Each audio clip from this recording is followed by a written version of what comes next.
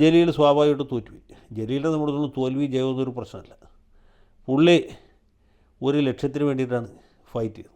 അപ്പോൾ അതിൻ്റെ ഭാഗമായിട്ട് മത്സരിച്ചു, 4 തവണ ജയിച്ചു, 1 തവണ തോറ്റു. ഈ രാഷ്ട്രീയത്തിൽ ജയവും തോൽവിയൊക്കെ സ്വാഭാവികമായിട്ടുള്ള കാര്യമാണ്. 1 തവണ തോറ്റു എന്ന് കരുതി മനസ്സും മടുത്ത് ഈ പ്രസ്ഥാനം നിർത്തി പോകുന്ന ആളല്ല ജലീൽ.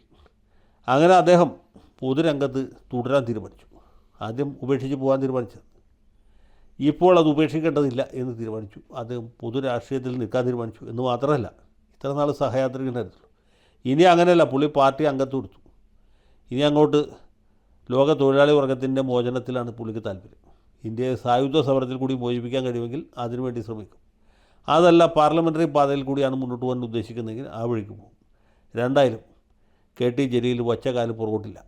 മാത്രമല്ല, അദ്ദേഹം ഈ CPM ചേരുന്ന മുഹൂർത്തം എന്ന് പറഞ്ഞാൽ വളരെ വളരെ പ്രധാനവും നിർണായകവുമാണ്. കാരണം എന്താ പറയുമോ, ഇക്കഴിഞ്ഞ തെരഞ്ഞെടുപ്പിൽ നമുക്കറിയാം, കേരളത്തിൽ ഏതാണ്ട് 30% വരുന്ന മുസ്ലിങ്ങൾ, 30% ജനസംഖ്യയുടെ 30% ഉണ്ടെങ്കിലും വോട്ടർമാരുടെ ഒരു 26-27% വരുന്ന മുസ്ലിം ഇലക്ടറേറ്റ് ഏതാണ്ട് പൂർണ്ണമായിട്ടും UDF വോട്ട് കൊടുത്തത്.